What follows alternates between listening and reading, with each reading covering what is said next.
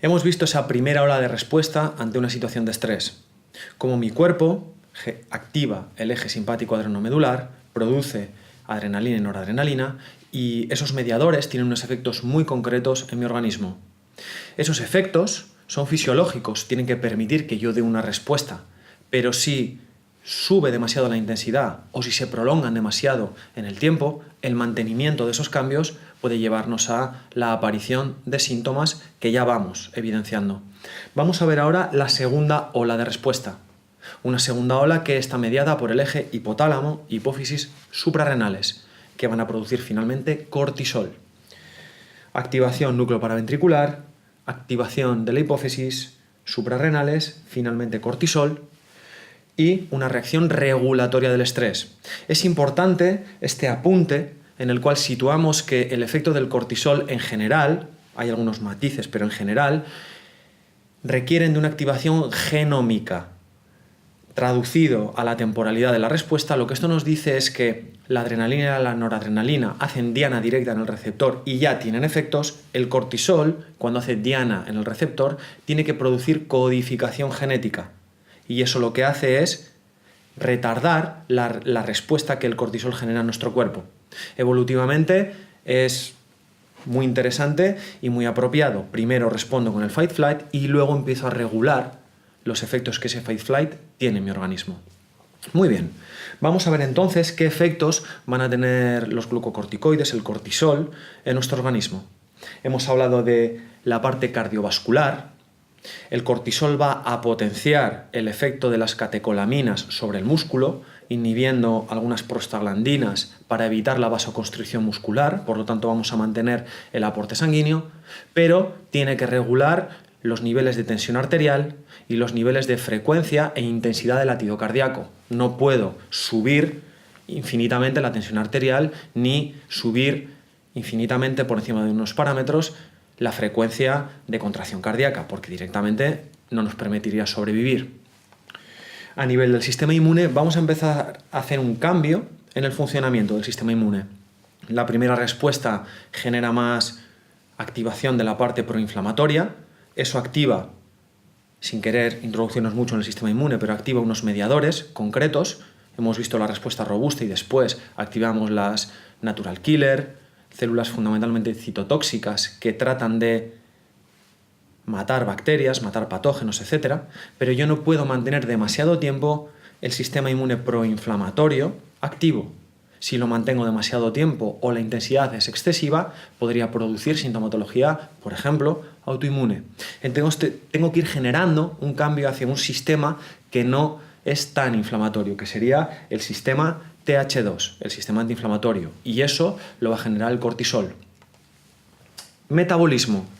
Begoña os va a hablar en sus vídeos sobre cómo se utilizan los recursos energéticos, desde la glucosa hasta la masa muscular como sustrato glicolizable, y también la grasa. Entonces, el cortisol lo que va a producir es, además de esa primera respuesta de gluconeogénesis que produce la adrenalina y la noradrenalina, si es necesario mantener la respuesta de estrés, vamos a utilizar todos los sustratos glicolizables, todos los sustratos a partir de los cuales nosotros podemos obtener energía, como fuente de energía. ¿Qué es lo que va a ocurrir entonces? Que vamos a hacer lipólisis. Va a haber destrucción de grasa para utilizarlo dentro de la beta-oxidación. Y va a haber, si es necesario también, catabolismo de la musculatura. Ahí el cuerpo lo que va a hacer es obtener aquellos aminoácidos a partir de los cuales yo puedo producir energía, como por ejemplo la glutamina. Entonces, tal y como os va a hablar Begoña de las necesidades energéticas, todos los sustratos están a favor de esta respuesta de estrés. Y el cortisol ya vemos cómo va cambiando el funcionamiento metabólico. Un apunte muy importante es que mi cuerpo está pensando a largo plazo. Y el cortisol lo que dice es: produzco energía, utilizo todos los sustratos glicolizables y todos los sustratos que puedo meter en la beta-oxidación y en el ciclo de Krebs para producir energía, pero al tiempo necesito acumular. No puedo quedarme sin energía. Esto tiene un límite. Entonces, lo que va a generar es un cambio en el perfil también de ahorro energético y vamos a empezar cuando hay un estrés demasiado prolongado en el tiempo, a acumular grasa periférica. Es muy típico ver gente con estrés, con esa chepita, con esa jiba de grasa, que es un cambio metabólico inducido por el estrés, y con grasa a nivel del abdomen. Esos son cambios, como decimos, metabólicos en el ahorro energético inducidos por el cortisol. Apetito. No puedo estar sin comer demasiado tiempo. Evidentemente, si no como, no tengo combustible, no puedo afrontar el estrés o directamente no puedo sobrevivir. Entonces el cortisol va a ser una hormona que va a aumentar el apetito.